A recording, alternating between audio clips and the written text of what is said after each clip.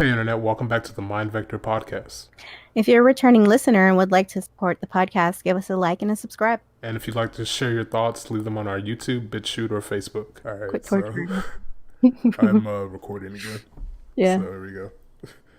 Yeah, there used to be a karaoke website like that. I don't remember the name of it. It was a long time ago, but it would just be whatever song you wanted. Well, I think they probably had a limited selection because of the copyright bullshit. Yeah. But people would just post themselves singing to it, and other people could listen in or whatever and rate it. So the good ones fell to the top, and the bad ones descended to the depths of hell where they belong. I'd be right down there with him. There's one I always called. wanted to go to karaoke. Did you ever play Rock Band? I know you Yeah. don't play that many games, but Rock Band is pretty popular all around because it's a lot like karaoke except in your living room. hmm If you have the microphone, anyway. Uh, I never did the mic one. I was just play guitar. I always did the mic. Oh, really? Yeah. I can't picture you singing. Um, you probably don't want to. Yeah, same here. You don't want to hear me. Yeah, I was probably at the depths of hell too. Especially with the songs I used to like. I only knew a few, so I try to play the few I did know that were on Rock Band on Expert, and it's hard. I couldn't do the high notes too well, so I don't have like an ear for music. Yeah, I do. I just can't reproduce it very well. I thought I could, but apparently not. Once I started recording and replaying that shit, I'm like, what? That don't sound like that in my head at all. Do the sound. Like, Yeah, what the that's pretty much how it fuck goes is for this? everybody. They're like, man, that sounds amazing. I gotta find some distortion or something on this program. So where's the auto tune feature? Yeah, switch that bitch on. I heard auto tune Uh, was originally something that they used to, was it to find oil or something? It was like a Geo Tool. really? Yeah, it was something that they used to measure something underground or locate something, and then I think someone ended up playing with their voice with it, and then they're like, "Oh, we can use this for rap." Just kidding. Well, But it went for other stuff, but now rap is just taking it to the next level. let's send this to Cher. Yeah, Cher was the oldest one I know of before rap Yeah. that used it. I never listened to any Cher though. I had never listened to her before that Do You Believe in Love After Love song came out. And it sounded weird. I thought it was a dude. And then they were like, no, that's Cher. Like, what? The fuck? Yeah, I remember when I was younger, I used to think Michael. I didn't know if Michael Jackson was a man or a woman. When I was like 4 or 5, I saw some video. I don't even remember what it was called, but it was. I think him and Janet Jackson were both in it. It was in black and white, and I think there was like a shuttle launch in the background or something. So I don't Like, remember. look at these sisters singing together. So nice. Yeah, No, I knew him when he was still when I was a little kid. My parents would listen to his what was it? Off the Wall, I think.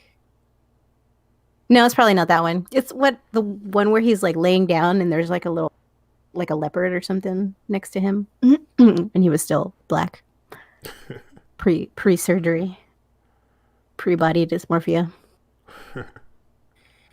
yeah. I heard he had. I said it was Still had vitiligo or something like that. Yeah, he still had his fro in that one. I always remember because of. Did you ever watch Boondocks? The Yeah, show. Yeah, Uncle Ruckus said he had revitiligo. It gets yeah. darker and darker every.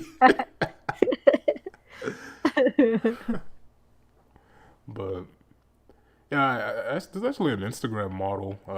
She has some type of skin condition, and her skin has all those splotches and stuff like that. So hmm she just went And with it. Some people will yeah, actually try to do like something to get their skin to even out. yeah, yeah. She just put it out there. Yeah. I think I've seen her. She puts makeup on her dark spot, like her color, but she doesn't cover up the white, the the parts that don't have pigment. So it's still like there. It's like why are you putting makeup on then? Because her skin is perfect. It's like it's not. There's no blemishes or anything. So it's just I don't Mm. know. Yeah, it's just two different colors. At least if we're thinking of the same one, like she's just Mhm. black and white. So I wonder how people thought about that in the ancient days. Oh, People born with those conditions. I know, like in Africa, if you're an albino, they basically think you're magical. really? Holy Yeah, shit. it's not a good thing though. Like they're like, oh, we better get that albino's like his foot because that's good luck. And the albino's like, no, I kind of like my foot. And the mob's coming at night and chopping off parts of him. Oof, it's brutal. Well, in the wild, it's dangerous.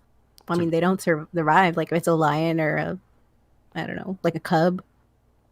an albino cub. Yeah, What do they're they? just Oh, I if guess they're it's harder well, for what? them to hunt. No, it's easier to spot. There's to spot them if they're little. And, I mean, they just end up getting eaten by other predators. Like I guess hyenas because they're the number one predators. Of lions. Yeah, Mm.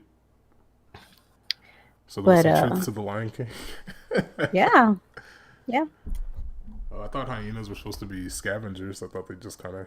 I'm sure they No, would attack if they're they're hungry, but I don't know that they'll they'd actually go after a lion. yeah they'll if it's one on one hyena. Hyena wins. They have the strongest jaws of the animal kingdom. Hmm. Yep, bite force. You know that their women have like fake dicks. The hyenas? Yeah, Yeah, the females have like this giant. I forgot the scientific term, but it's just like it's a fake it's like penis. yeah, it's an appendage. And they get pregnant through it and give birth through it and all that shit. And the females are bigger than the males. You know, So it's a weird fucking animal, dynamic. the hyenas. And Yeah. then they sound like they're laughing all the time. Yeah. Women just run around laughing and pegging them. So when it comes to rebirth, if How do you're they a dude, you don't want to hyena rebirth. how do they fuck? Like how does that even work? Snoo snoo. Snoo, The hyena comes up to the male and she's like, "I like you and I want you." snoo. Docking? Do it the No, I easy think you're way or the talking hard way. you're thinking of docking. You ever looked into docking? I know what it is, but I don't look into it. Wouldn't use those words exactly. You're not into docking? Nope. Very heterosexual. That's how the hyenas do it. Let's just say that. Fucking hyenas. Yeah, a lot of animals mate in weird ways. Is that the anglerfish? They fuse to their mates. Mm-hmm. Yeah, the The males. males come up and they just get absorbed into the woman. Yeah, she's basically carrying around the sperm sac at that point. Yeah, you get to see all of her baggage when you when you meet her. I wonder if they get like multiple males just attached to them all around them. I Or mean, like 10 males just stuck on there like parasites.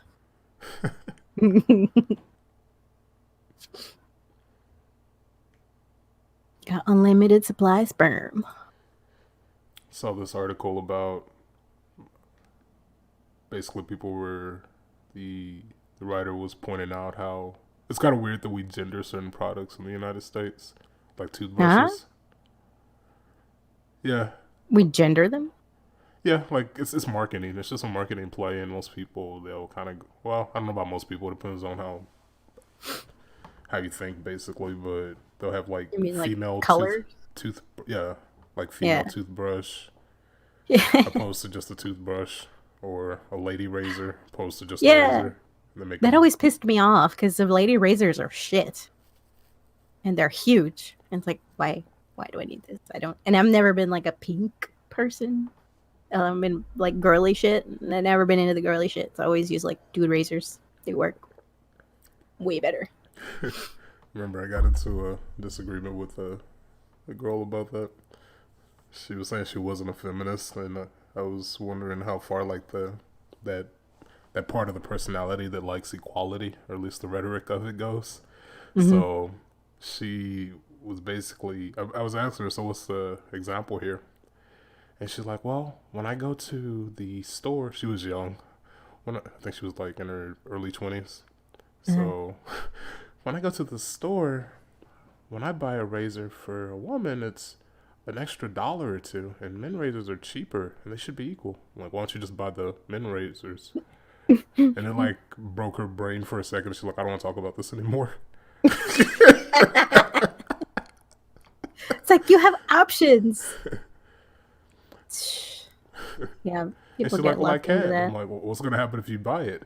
And then she's just like, I don't want to speak about this anymore. Let's just watch the movie. Let's just watch the movie. You're gonna grow a beard if you you shave with a dude razor. She'll sprout a micro penis. God.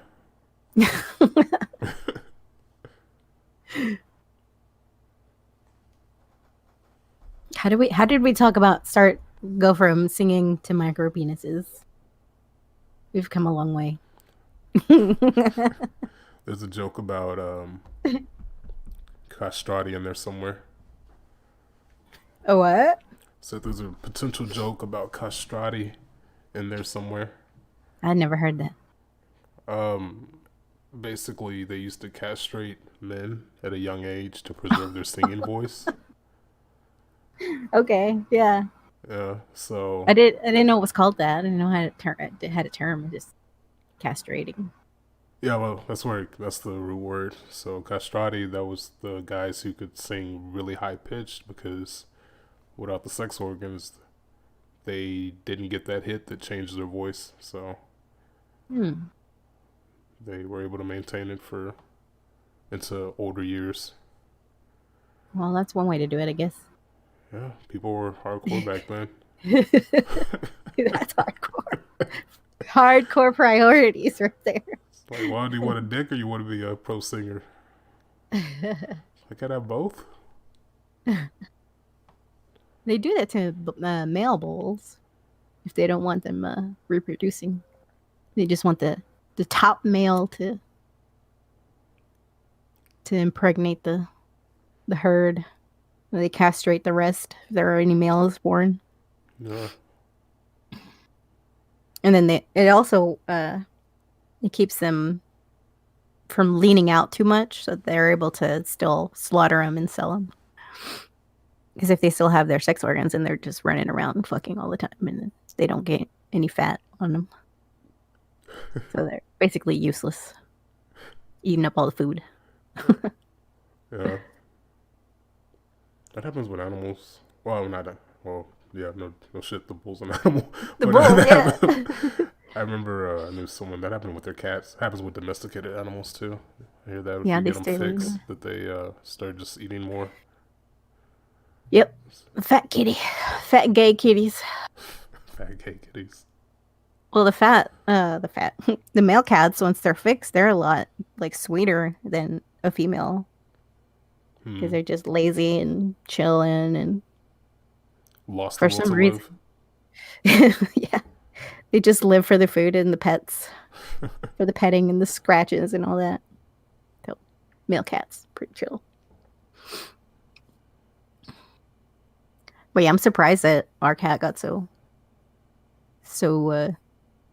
chilled out after fixing him because he was a wild one, kind of a butthead. Okay, I'm recording. So, had a situation with a buddy yesterday, and it kind of got me thinking about how difficult it is for people to see outside of their own ideology and how to avoid becoming an ideologue. Like, I know, I think I've heard Jordan Peterson phrase it in a way that if you're disregarding your own personal experiences for what your ideology is, then that's probably the biggest sign that you've already been taken by that idea. And I guess I can't really think of any smaller forms of ideology other than politics and religion, because those are the two largest things that people really face. And it's a human nature issue, because you do see it a bit when it comes to scientists. Like, even in the science area, people can get rigidly dogmatic about what they assume to be the way something works. And if someone comes in with a newer way of thinking about it, they meet a lot of resistance. The first time I heard about that, I was trying to really understand it. One of the monks I listened to a lot, he brought up the notion of scientism, and it's where people kind of slip and they start treating science like a religion. Ooh. So the wording is kind of hard to really place to it because the typical personality type of being super scientific or whatever, they kind of scoff at religious ways of thinking because that's how science. That's one of the presuppositions that if you're scientific, there's no room to be rational with religion. Mm-hmm. Well, it's a competition. Yeah. It's like if you're in science, if you've got your scientist hat on, then you're going to see everything. You're going to try to have an objective view about every single thing, and you want answers, and you want everything basically in black and white. Whereas spirituality, it's like it's all the things that science can't answer. It's like yin and yang. Yeah. So yeah, they're two different, very different animals. And as far as becoming a scientism, you're getting into scientism, where like you think that the only means of by which society should basically determine values, it's like, well, it's like the human experience is subjective, whereas science is presumably objective. Like scientists train really consciously to eliminate their own to keep from their own subjective biases from interfering with their work. So it's a very rigorously trained way of executing their experiments or their studies so that their own personal shit that they're carrying does not leak into it, because they want it to be as objective as possible. See, and like you're saying there, that's part of science is to try to keep it objective and overcome your own nature, because it's hard for humans to be objective, if not impossible. It's a very disciplined So field. I think only the people that are kind of at the top of that I don't know if I would say field or industry. I don't know if those are the right words, but people at the top of those studies are probably on the ones more capable of it, opposed to the ones that trickle down. And I guess what I'm kind of trying to put into words here is that as the information trickles down, people that are not capable of doing that will start to treat these scientific things. They'll use the information with that for their own, not even intentionally, like not for their own agenda or whatever, but they'll get kind of religious about it in their own way. Like a good example of that is Cole Robinson, the snake fast thing, drinking salt water. snake diet. Yeah. He has to go up. Like I saw, he was on some daytime TV show, and the people watching that are like, "This is anti-scientific. You're gonna kill people." Like, their heads are gonna explode from the blood pressure that the salt causes. Oh god. But I'm kind of exaggerating, but that's how people think, and that's kind of what I'm getting at here is that people have that rigid dogmatic thinking. They'll hear something from whatever they think is at the peak of like whatever ideology they're really into or whatever they're most about. So it can be anything. It can be politics, religion, or science. So as that trickles down to people that aren't at the spear tip of these things, they just get rigid about the rules. So, and like I was saying, when it comes to the whole salt thing, that's something like that too, where the newer information hasn't trickled down entirely. People think that salt is just as bad as sugar, because that's just what the old information was, and it hasn't really rippled out to become more correct among people. Yeah, there So, was a huge promotion from basically the government for us to eat a certain way, like the food pyramid, and that turned out it's come out that it's not the way that we should be eating at all. But it's been pushed for so long, and it's been in our culture for so long, in Western culture, that it's the government approved diet, and that's what everybody knows. It has forgotten all the old wisdom of how we evolved to eat. yeah, So so, now this guy sounds like he's fucking crazy. yeah, and the at least what I was taught, the purpose of science is to figure out what's repeatable under certain conditions and consistently repeatable. So if you have someone that's doing something that's completely outside of that, and it basically breaks the rule, that's when Mm-hmm. people, they just fall back to the dogmatic way of thinking, and it's a hard thing to actually explain to people in a way to where they can overcome that. Like, basically, and this got me thinking, because yesterday I was disagreeing with a buddy. He's a socialist, and I'm a libertarian, so we're pretty much polar opposites when it comes to the political thing. And another one of our friends showed him a video of Bernie Sanders praising communism.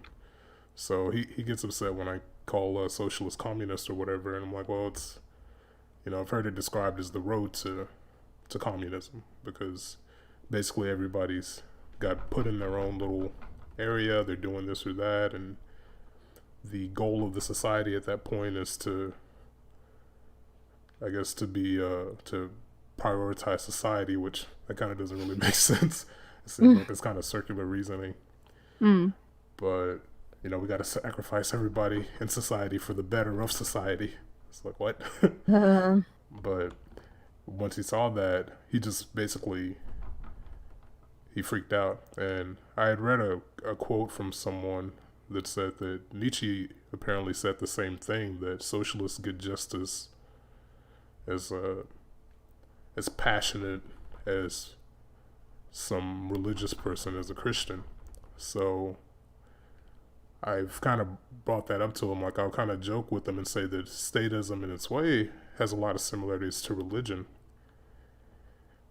and it's not really something that he can comprehend, because part of his ego, like the way he sees himself, is that he's this logical person, and everyone that's just religious in some way is not on his level, that they're mm. not that.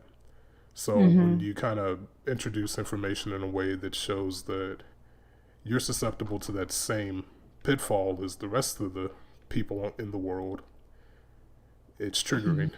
So, Yeah. Yeah, no one's above their own humanity. And it's like you get different tools for different outcomes, and it's like you can't discount your human nature, and it's like, to me, like socialism and those types of systems, it's like they're striving to achieve a perfect society, but that's counterproductive for human development.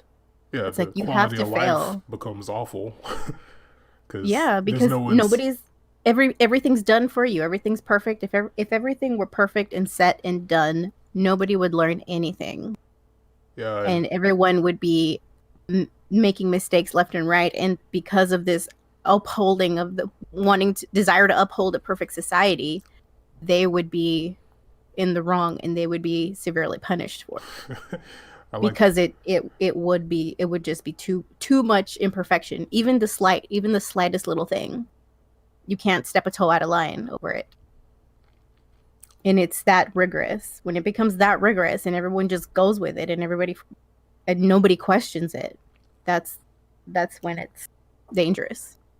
Yeah, because But that's what it's going to ultimately evolve the into. longer it goes, the people that start questioning it, they basically get a bullet to the brain. Like, that Yeah. Project Veritas video that came out, that this field organizer for the Sanders campaign wanted to, you know, basically kill Republicans that couldn't be re educated.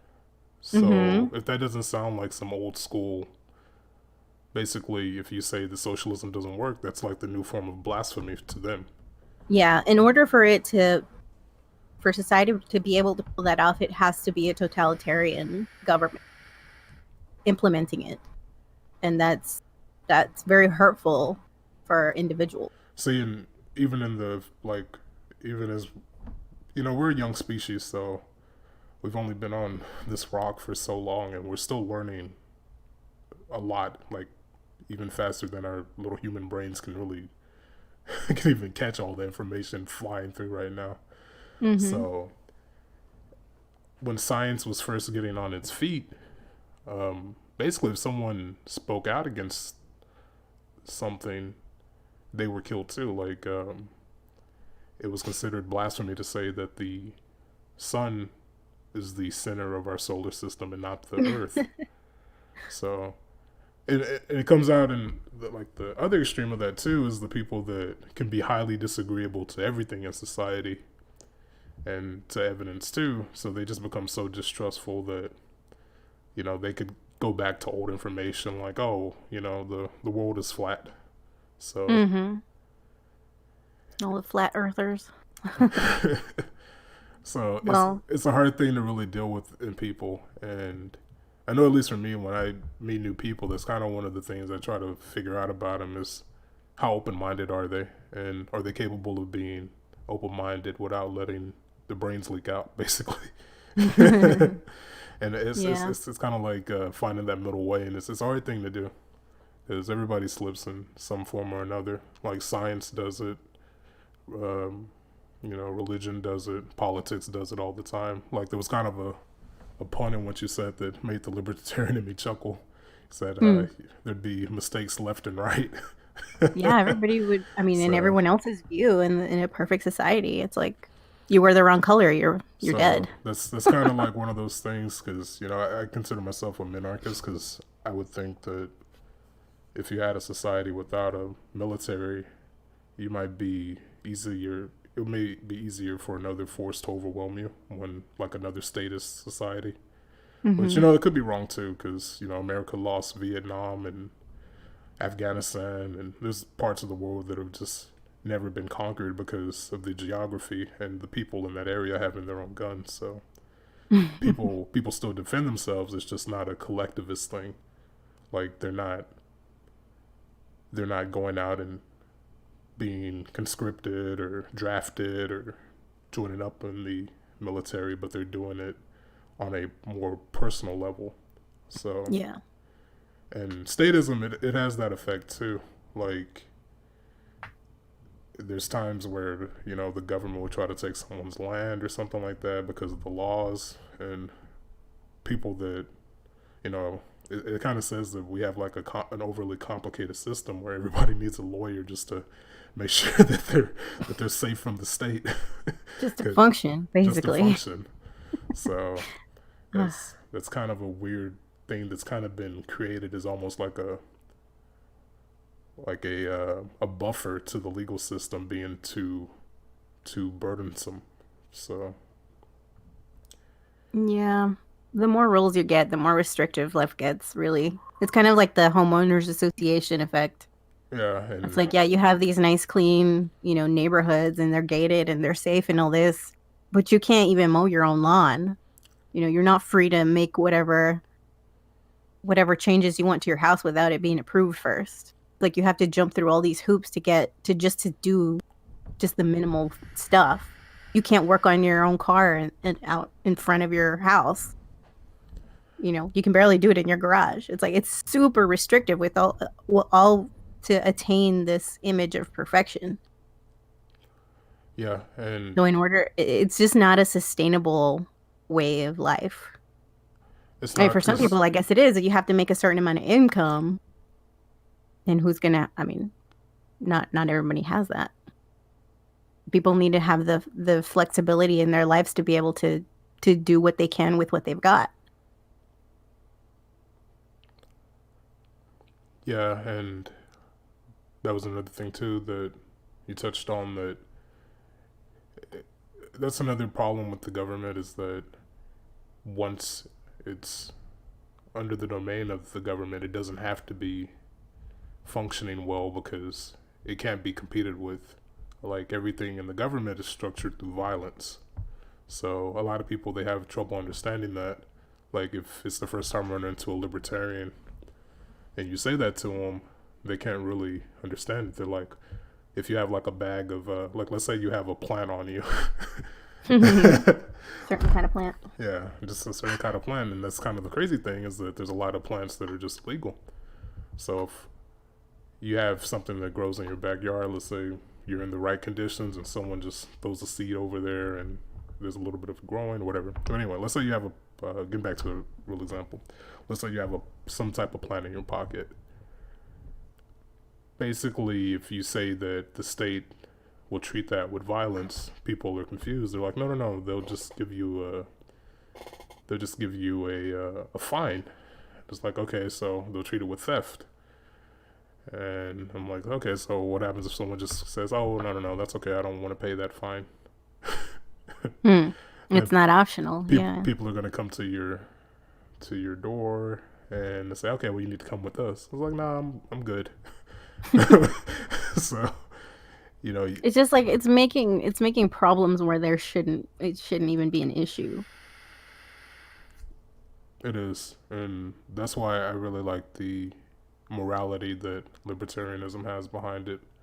So there's a couple things that get kind of hard to figure out, and there's always this argument that you can stump a libertarian by saying, well, where would the roads come from? Because like my socialist buddy, he'll say, well, taxation isn't theft, it's just rent if you're going to live here. And I said something like, as a minarchist, I wouldn't have a problem with the government just having military courts, like kind of like a night watchman state. So if you just have the government there to deal with police, courts, and maybe infrastructure and military, so roads, maybe the internet, but even then I'm cautious about that because I think a freer solution will be better. Like, it's weird because a lot of leftists hate corporations, but all the corporations are left leaning, like especially in the IT world. So, but those are probably the few things I would have the government maybe do, is just the hardware for it, like all the cables and stuff like that. Like there's like the infrastructure. The infrastructure basically. So But weren't the first like real roads created, funded and needed by farmers, because they needed to get their crops out to markets and out to the people, so they were privately funded by the farmers so that they could make a profit. Exactly. There was no government hand in that. Yeah, so people will figure out the roads, and not just farmers, but I think military as well, because they needed to move infantry. Yeah, like that's where the highway program came from, is because I think Germany started building roads that the military could navigate the city easier through. The Autobahn. And the United States saw that as a good idea, and then we got the highway program. So that's kind of a compacted version of it, but that's essentially what happened there. So me and him, we go back and forth on the road thing, and nowadays Domino's is going around seeing potholes, and they're like, this is advertising space. So they'll fill in a pothole and put their logo on it. So oh shit. Nice. You imagine just driving on commercials. That's random. But I think about that every time I'm like going down a tollway, down a toll road and stuff. It's like, that's privately funded. I mean, it's publicly funded, but it's a private company. It's not government funded. And if you're driving down it, it's smooth, it's new, it's maintained. any accidents that happen, they're on it. The the tollway authority or whatever. And people love it and they pay for it. It's worth it. If people find value in something, they're going to put their money where their mouth is. They're going to fund it. But I don't think, the government doesn't do anything efficiently. People have more flexibility when they use their own dollars and to vote for what they want. Yeah, and at least to finish up that story with my buddy, when we got to the whole thing about the roads, he's like, well, do you consider violence if someone's speeding and they get taken out of their car and refuse to pay the fee or whatever and they get killed or taken to jail? And I said, well, I would see it as more of a property right issues. And yeah, I didn't say it, but I was thinking you can make that argument from a property right point of view that, the government owns the road so we can choose it. But the next thing is, well, the government owns the land so they can choose the laws. And at that point, I'm like, well, it would probably be safer than just to not have the state altogether then, if the next step is immediately in the wrong direction. So yeah, if we do have a state, I think it should just exist to protect our negative rights. So not provide entitlements, not positive rights. But so yeah, ideology and things like that. Same thing when it comes to religion. Like if you show somebody something, they will interpret the world through whatever lens they have. Like even science. Like when I was in public school, I had teachers all the time that thought it was a fun fact that snakes have hip bones, and it's like, well, yeah, that's because they used to walk. It's in the Bible. So. Oh God. But what I wonder is why is it that people are becoming so dogmatic about all these different aspects? What is it that's missing that they're replacing with?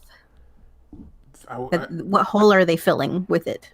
Because I mean, in order for them to become that passionate about it and that narrow-minded about it, there's got to be something deeper there that's missing, that they're using that to fill. Yeah, and I think Jordan Peterson argued that too, that ideologies he said that they're like crippled religions. So yeah, it's replacing religion in a way. It does. So there's that trade-off of how factual or how, I guess, spiritually fulfilled you need to feel. But I think it also comes down to the fact that this is the information age. So technology has also made it harder for people to really rally around the same cultural talking points, because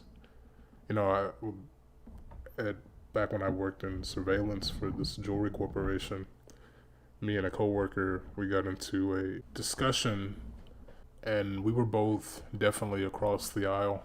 And at the end of it, she says something like, well, you've given me things to think about, but you haven't changed my mind on anything. And, in my head, I'm like, well, I know, but I even said to her, I was like, yeah, I didn't expect to. I mean, at the end of the night, we were still probably both going to go back to our echo chambers. So, yeah, not having that same ideology for everybody to rally around, while so many different ways of looking at the world and so much information is just whizzing by. It's harder for people to connect, I think, and I think that's why it's also harder to speak to people nowadays about anything genuine, because you don't know who you're gonna offend. Yeah, everybody's just like in different places in their head and in different lanes and goals, or if any. It's like people are lost as it is, and it just seems like the more things you introduce into our, I guess, knowledge bank or availability, the more confusing it gets.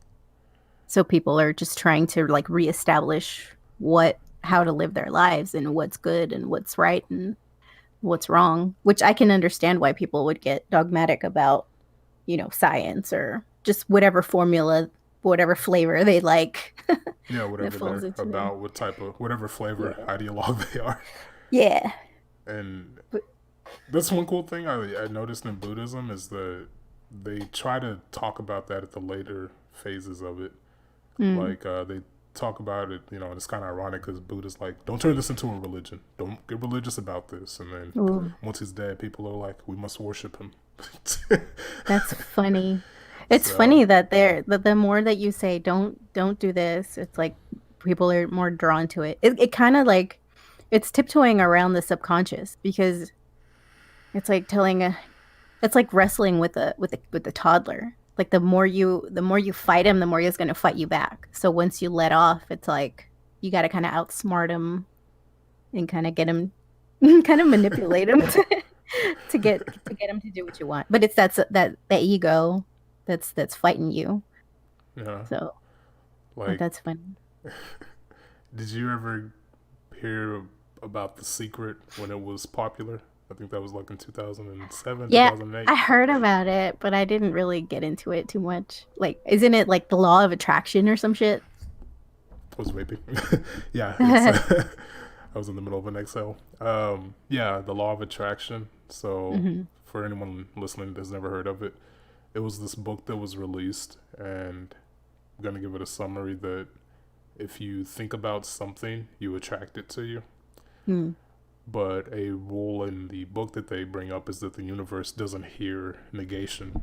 So, if you're thinking, I don't know, like, man, I hope I don't get pulled over today. I hope I don't get pulled over today. You're actually attracting that. You're attracting pulled over Yeah. today. It's like you're So putting energy and mental energy into that. So it's whatever you're, that's what you're gonna draw in. yeah. So it's kind of interesting because after learning about the negativity principle from Alan Watts when he spoke about Taoism, Mm. it's almost like reverse psychology with the universe because Hmm. basically the suffering leads to like suffering today leads to tomorrow's pleasure, and Mm. that's a good way to summarize the negativity principle.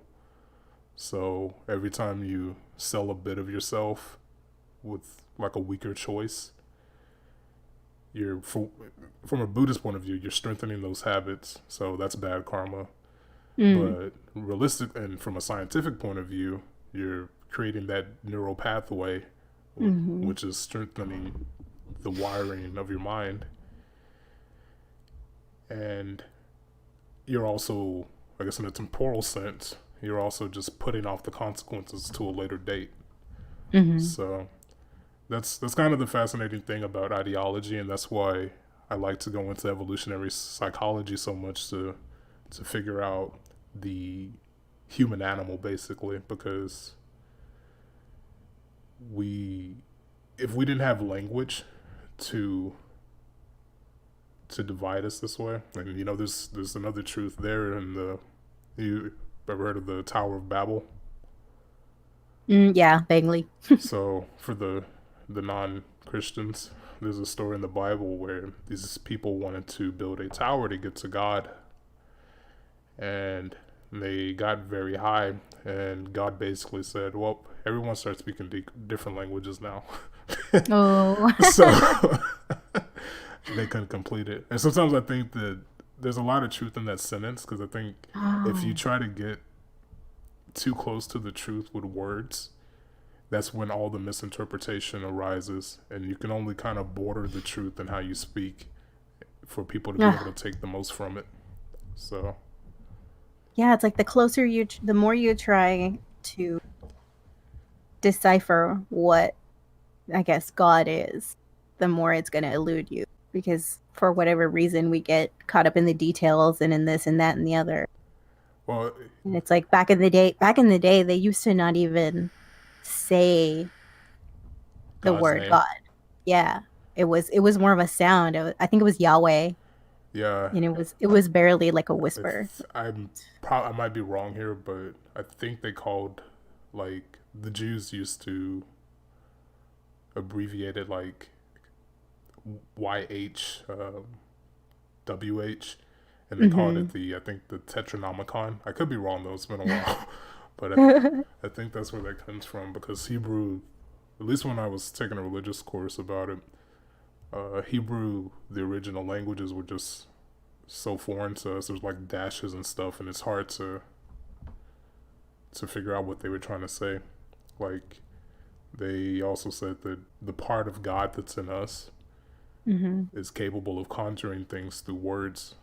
Mm-hmm. So, and that's another reason why some religious people say you're not supposed to say demons' names. And it's Mm. actually interesting because a lot of, like, I've said it before on this podcast that I like angelology and used to read about religion. So you learn about angels too that had fallen, and a lot of pop culture uses angel names, like in Marvel, like Nightcrawler's dad is actually named after a demon from X-Men. So you Mm-hmm. see that a lot, like all these popular shows that use angel and demon names. But even then, that's just another filter for the truth is time and language because over time language changes. So Yeah. if we went to speak English to someone in England, like, you know, back in the Shakespearean times, they would think, oh man, there's something wrong with this fellow. Oh god. So But yeah, it's that like law of attraction that they didn't they held it to that so sacred they wouldn't even call it into they wouldn't even write it down. They wouldn't say it. They didn't spook it away or bring it. yeah, I got a little into the law of attraction when I was younger, and it's actually kind of an interesting story. I tried it out a couple times, and Mm-hmm. the first time Did it work? yeah, and it's a really interesting way. There was this girl I knew online that lived about 4.5 hours away. So I kept trying to manifest us finding some way to see each other because I had known her for I think a couple years or so, and I was a teenager, about 18 or so. I think 19 actually. So after we met in real life, I think the day um, she was leaving to go back home, we were talking about something, and she's like, you should read this book called The Secret. And I'm like, yeah, I have, and yeah, and I asked her like, have you ever messed with the law of attraction? And she's like, yeah, I did. I used it to come here. So kind of a wholesome story that both of us, the first time we were trying to experiment with it, we actually got to meet each other. So Wow. another girl, I had spoken to her about it, and I was really trying to test it. So what I did was I basically kept saying that I wanted to see a white squirrel, like an albino squirrel. Everything comes in a circle because So I think we were random. talking about albinos earlier. Oh, the albinos again. The But I wanted to see it. magic squirrel. I wanted to see a white squirrel. So I'm like, yeah, this is gonna be really hard.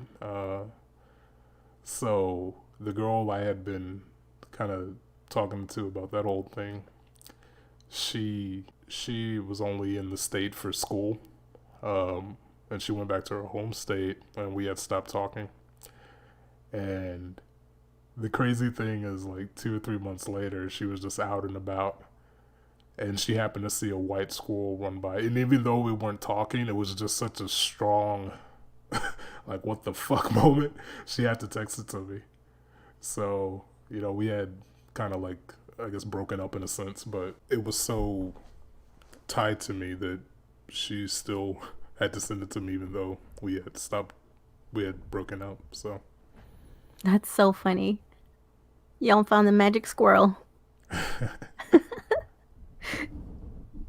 That's strange. Yeah, in retrospect, I've had instances like that I wasn't necessarily calling it into existence or anything, but it's like thinking back on like my childhood, I I'd be walking down like I don't know, it's like a little flea market or something, and I look over and there's some vendor with like all these little trinkets and stuff and like decoratives and just little things, and it was the Buddha. And I didn't know anything about Buddhism or anything like that. And I was like, oh, I'd like that. And I bought it because I had some like change or whatever. And I don't know, I just liked it. I had no clue what it was, but it was just like this happy little fat Buddha. And I kept it for a long time.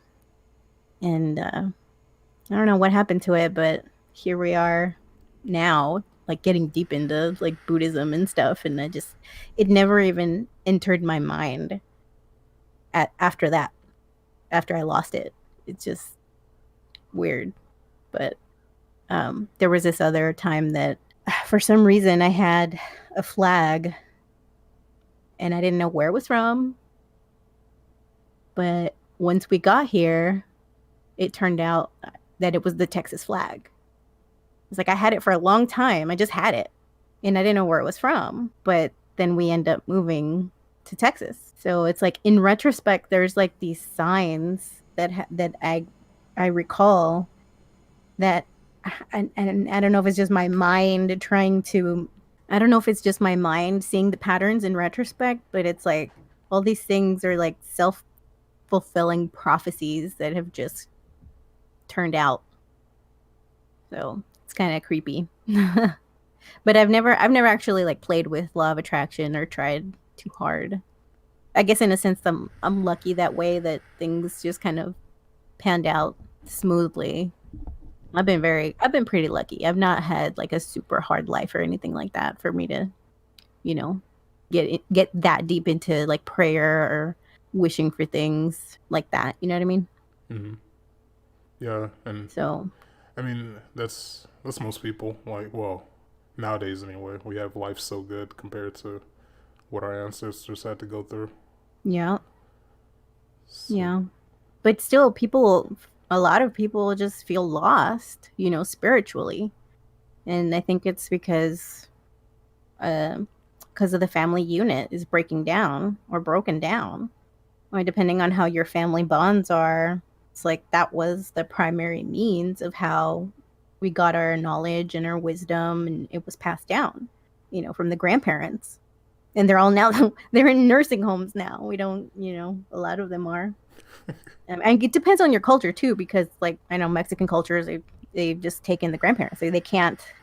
They're like, no way, I'm not gonna put my grandma in the home or whatever. But I yeah, mean, I guess that's more common in like, I think a lot of black people can't afford nursing homes either. So yeah, there's the affordability thing too. It's like I can't afford that. it's like, yeah, she could stay in the Kikoi room. But but still, like the bond is like breaking down because the kids go to public school, so early on. It's like there's that break, and it just never. It's not the same.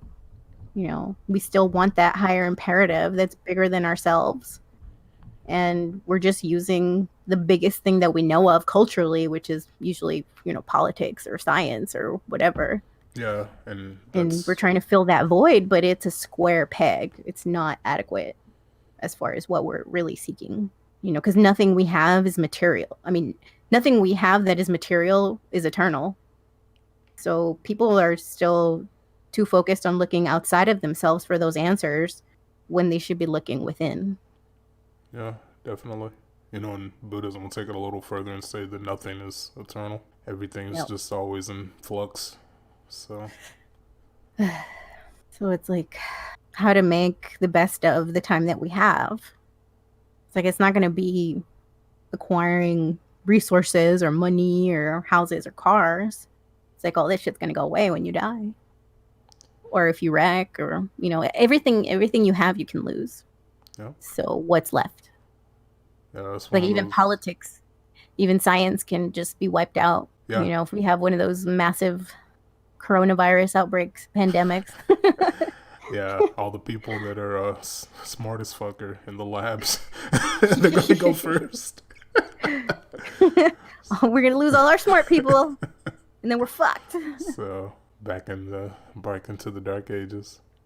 Pretty much. I But think that's what I think I heard Joe Rogan talking about it in one of his podcasts with some smart guy, saying that we don't give enough credit to the ancient civilizations as far as technology and what they knew and how they could do things. and that just by whatever reason they got wiped out and we had to start over.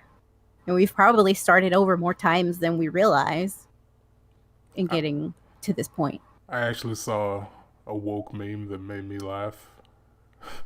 It's a little presumptuous, but it was actually kind of funny. Like they were showing some ancient structures or something like that, and the caption on it was just because white people didn't do it doesn't mean it was aliens.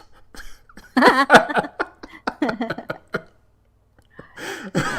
I mean, they might have had the internet back then. You never know. Some other form of internet. Yeah, you ever hear of the Akashic records? Mm-mm. So if you're into the what do you call it, like new agey stuff, Mm-hmm. that's something that basically there's this way to access all the information in the universe, Oh shit. and people do these rituals or whatever to access just this pool of knowledge that we're capable of pulling from.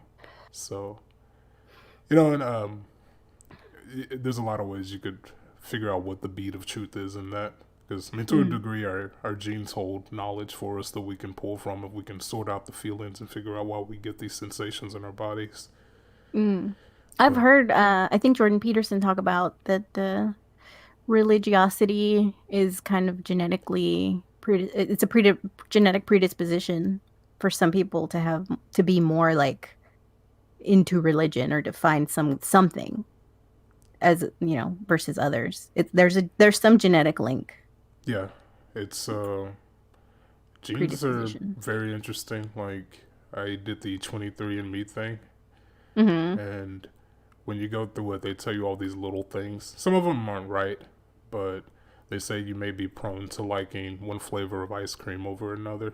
So just little things like that they can figure out from your genes. So I'm sure that when it comes to thinking like that, it's very possible that you're definitely your ways of thinking and things like that get inherited. So yeah, I mean, well, sometimes I'm like doing stuff and I'm like, oh god, I'm like my mother. I'm my mother.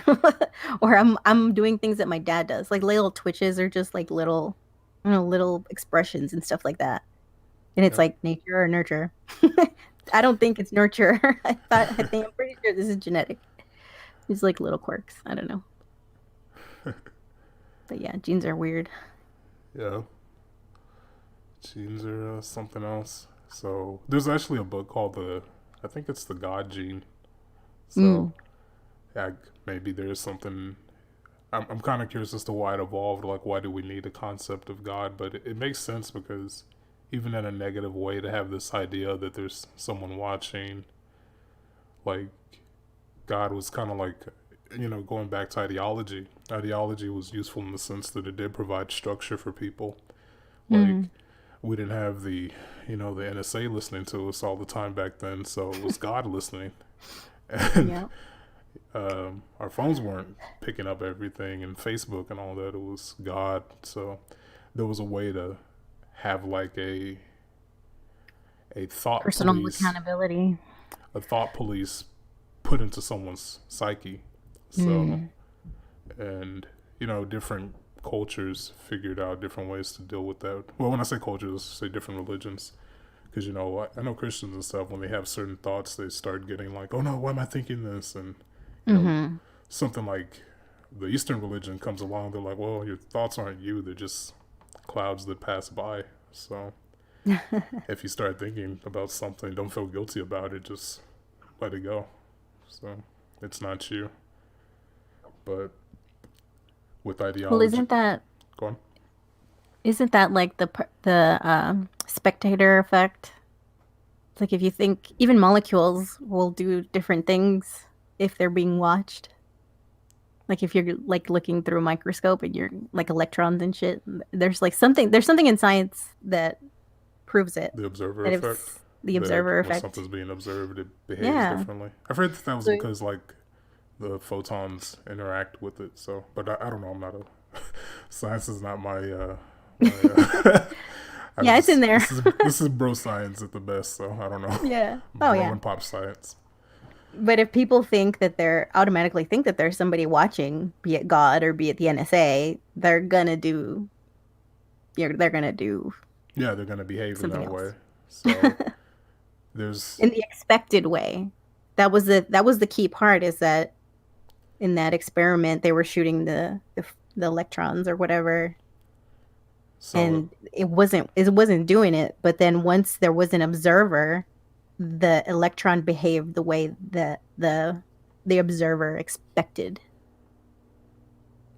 yeah. So So something. when it comes to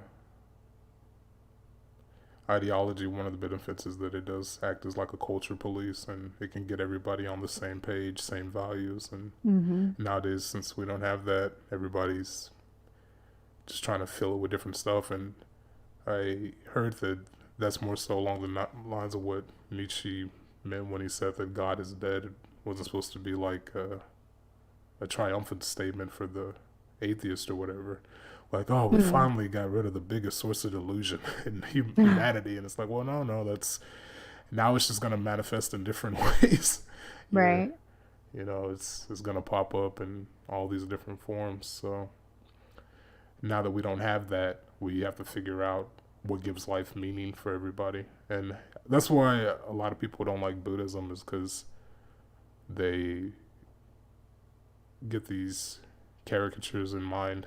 They think that, like, let's say you have a family or something like that, that you're just gonna meditate and, let someone come in and kill your wife and kids, and that's not the Mm. case. So They're not pacifists. yeah, they're not pacifists. Same They're thing with peaceful, but they're not yeah, pacifists. same thing with libertarians. Like, I had a supervisor. Like, I'd spoken to him about my worldview to some extent, and he's like, "Oh, you're a pacifist." I'm like, "No, you've completely missed what I've said." But Tower of Bible, you can only get so close to the truth before somebody just goes off into the wrong direction with it.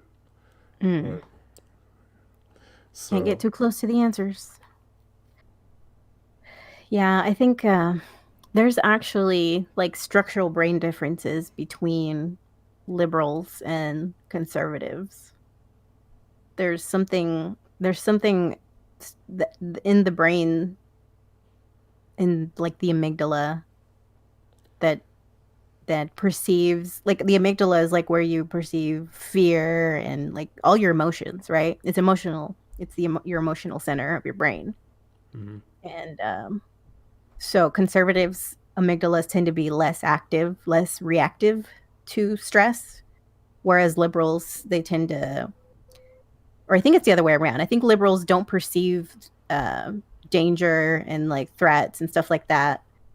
Um, so they're more optimistic, and they're more like, how do you Or say? selected, just rabbits running around hoping there's no wolves. I don't know, not necessarily that, but like in social situations. So they're more optimistic, and I guess that's where that's why they have all these like expectations, and for everyone to just get along, Why can't everybody just be nice? And I and since they're not as predisposed to like confront a challenge, um they're gonna want to build that into a social structure type situation to yeah take care of it for them. Whereas somebody who's right leaning, they're gonna handle it themselves. They're gonna own a gun. They're gonna shoot the guy if he's coming at them yes. aggressively. So and that's another way ideology can kind of fracture, is because when you start thinking about these things, it's a different. It's basically gene wars. So that's another way you can break up the Yeah. left and the right.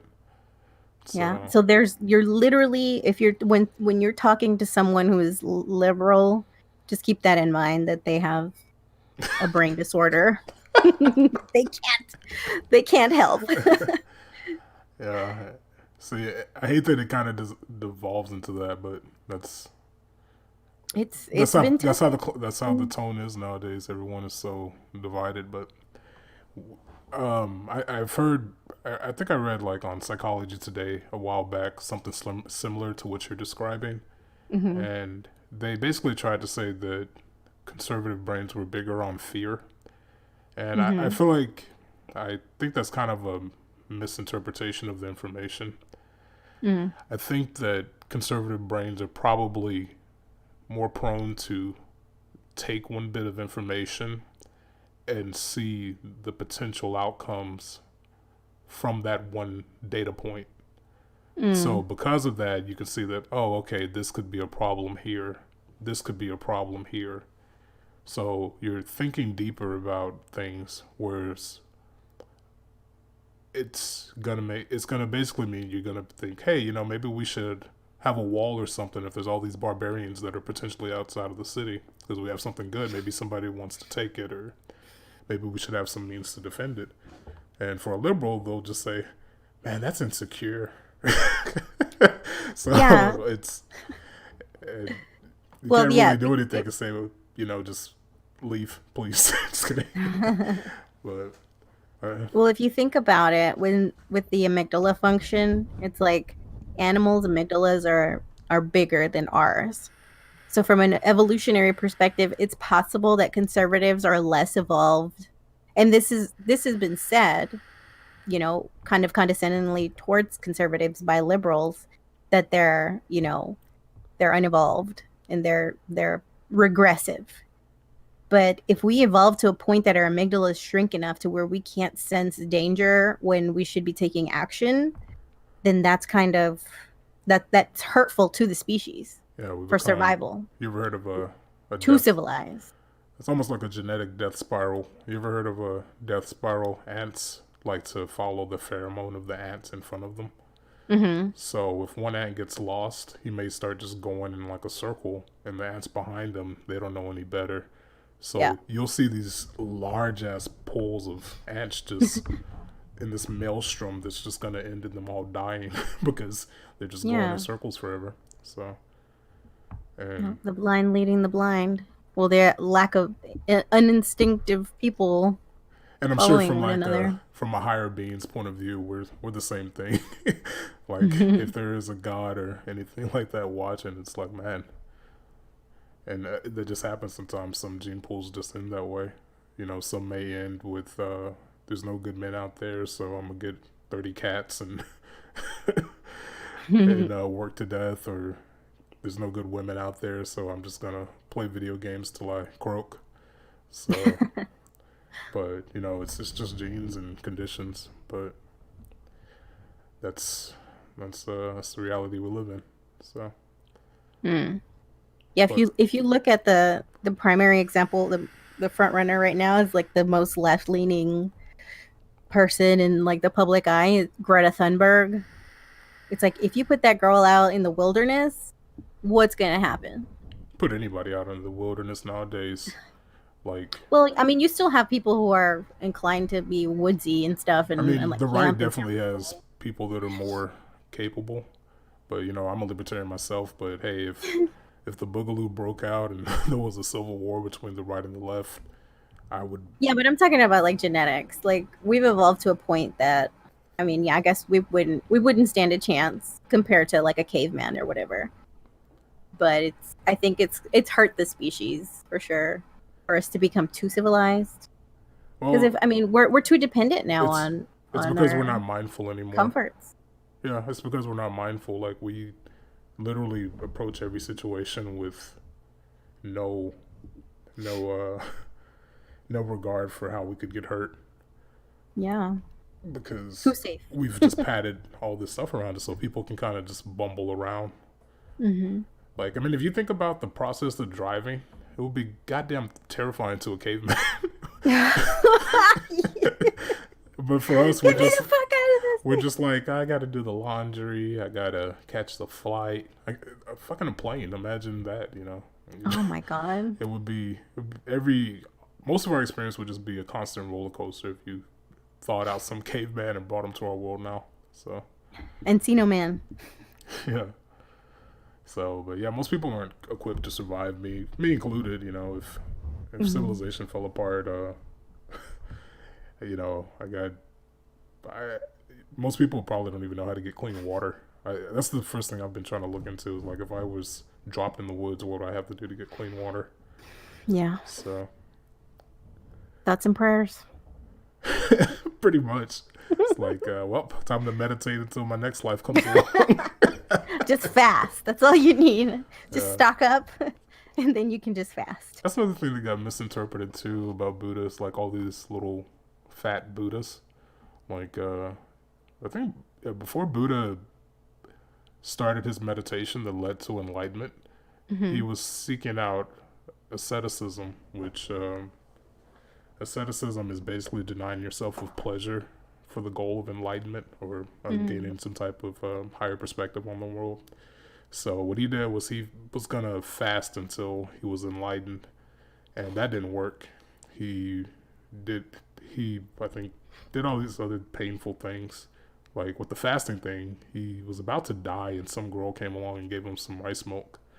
Oh, wow. So he realized that that wasn't leading to happiness either. So that's when Yeah, he, he went through a process, man. He went through. yeah, you know, But didn't he and have? it's interesting too because you were talking about us being weaker now and less mindful from the way the world is now. That's actually a Buddhist quote because before Buddha left his palace and his family and stuff to seek enlightenment, Hmm. he was a king. Well, he was a prince. He was a prince. He had harems. He had a lot of stuff that would make a lot of people pretty happy. Mm. And he ended up saying that he had been wounded by the pleasures of the world. So Didn't he have a family? yeah, Buddha had a family, and then but he would like go off and be by himself for years and years, and then yeah. he came back and like his kids were grown and stuff. Oh no, he ordained his son. It's kind of funny because he ended up naming his son. I don't remember the Pali word. It started with, well, it's pronounced with an R. It's like Raul or something like that, but it Mm. translates to fetter, which means chained. Because after Oh. his son was born, he's like, well, another chain to this world has come. Which it's hard for people to hear Buddhism because they think it's like all pessimistic. But Uh-huh. if the goal is to get out of rebirth and stuff, attaching in an attachment, having a kid is counterproductive for that because Mm. like I said a second ago, if I had kids and someone came in, I would basically probably do what I had to do to defend my family and myself. Hmm. So that's more attachments, and I'm gonna have to feel emotions that can lead to unskilled decisions and stuff like that. But But isn't the Buddhist way to like find harmony in everything? there's they have this thing called the Vinayana, which is the monastic code, and even monks can defend themselves to a certain degree if someone's assaulting them. So Yeah, but I mean, like as far as attach chains to the world and having a family and all that and attaining enlightenment, it's like you gotta pick your path. yeah, exactly. And part of it too is that's why it's not really a focus on right and wrong because it's like what experience is gonna come back to you. But ideology is kind of a double-edged sword, and I wonder how many people are actually ever capable of wondering how their ideology may be damaging them. Because Hmm. Buddhists get the criticism that they're not doing anything; they're just sitting around wishing and meditating. Hmm. And I don't know, like I don't know if I'd rather be someone who had like Donald Trump money, but but let's say having the weight of the world on their shoulders, or somebody Hmm. that is pretty happy with everything. Because at the end of the day, it's about how you feel. Like everything else is just a story that the mind's gonna play. So Yeah, it's all about the mindset. yeah, and Hmm. I guess for me, since I try to kind of not hold on to ideology too fiercely, like even though I'm pro Trump and libertarian, Hmm. I still make fun of like some of the absurd things that pop up on the right. So Yeah, I noticed when I was getting too like my I guess I dialed it back a lot because at first like even just seeing memes of him would piss me off.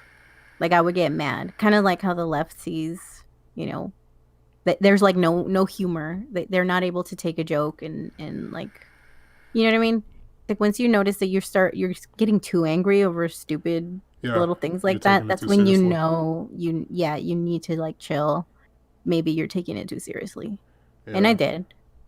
it's I was just miserable all the time. And it wasn't just in that. I just noticed that it was just bleeding into everything else. So, and then once I dialed it back, and not necessarily because of, just not being able to handle a meme or whatever, there was other things that triggered it. Then I noticed that I was able to like find the humor in things more easily, including the memes. But yeah, that's just like reflecting back on that. I was like, oh yeah, I couldn't take a joke before, but now I'm okay. So I've kind of regressed a little bit, just kind of found the middle ground. yeah, and that's good. Because I mean, if things do get bad enough, then just have to deal with it as that time comes. Because when it comes to politics and the way ideology is dividing the country, because I think even like I remember hearing it online in certain circles about talks if we end up having a civil war or something like that. Yeah. And I saw like a interesting breakdown of how that would go. Like ultimately, the most people that identify as leftists aren't going to be all that equipped to survive out there. There's like a few kind of centrist types and stuff, but Mm. the average liberal in the city, and me included too, like somebody who lives not out in rural areas, you know, Yeah. if the power goes off, it's like, okay, I know a little What bit do I do about with starting a myself? fire, and you got to figure out How how do to I make a start a weapon. fire? Well, I know Yeah. I know basic stuff like that, how to start a fire and maybe how to get water from a tree. But I'd like to learn more just in case. But and again, that's something that the left would have to just see is, oh, well, you're just being paranoid. Whatever could go wrong. Mm. So Mm-hmm. it's delusional thinking. But overthinking has the same thing too. And again, this is why I say like going in extremes either way is problematic, because if you think that everything's a threat around the corner, uh, you're gonna think yourself into a heart attack. Yeah. And if you don't think at all, you're gonna just wander out into traffic. So Yeah. Ugh. with I don't know, with Buddhism too, I kind of wrestle with not being all that interested in much, Mm-hmm. and I don't know if that's progress or if that's detrimental to me. So sometimes I wrestle with my own apathy. Mm-hmm. Yeah, if you're prone, I mean, do what is it? Practice with your left hand. Whatever it is that you're weak at, get better at it just to Yeah, balance that out. You know, maybe go by your whatever brings you joy. Do you experience joy on a well, day-to-day basis? If you don't, then maybe try to seek that out a little bit more. I guess for me that's the thing. It's kind of like being attached. Not being attached to stuff kind of brings me a lot of peace. So Yeah. I that's why it's hard to say. Is it me just withdrawing, or is it me just kind of letting go? I guess that's where I'm kind of trying to figure out my own self growth through there.